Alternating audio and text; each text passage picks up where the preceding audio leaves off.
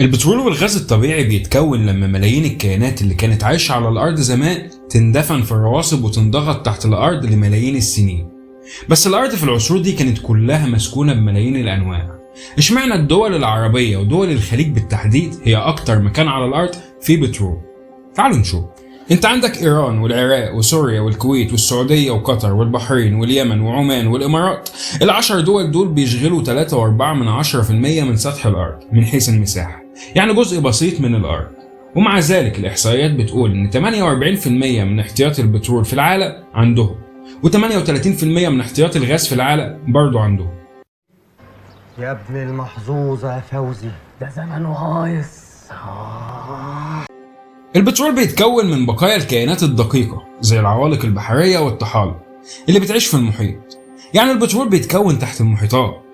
بس لو بيتكون في المحيطات، ازاي موجود كتير في الخليج العربي اللي هو دلوقتي كله صحراء؟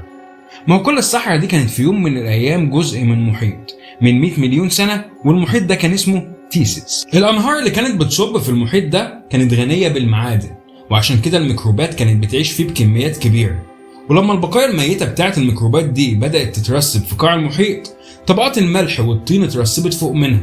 ومع استمرار العملية دي واستمرار الترسيب، الضغط زاد على البقايا دي وتحولت لبترول سائل وغاز. واستمرار عمليات الترسيب دي لملايين السنين وصل سمك الصخور الرسوبية في المنطقة دي ل 12 كيلو متر، ودي مسافة كبيرة.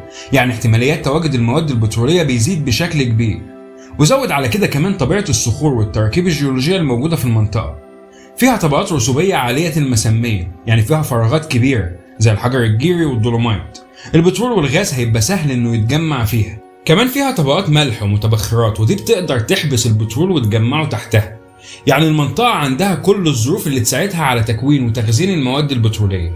بس المنطقة اللي كانت تحت المحيط بيندفن فيها الكائنات البحرية الدقيقة دي عشان تكون البترول بعد ملايين السنين، ودلوقتي عبارة عن صحراء.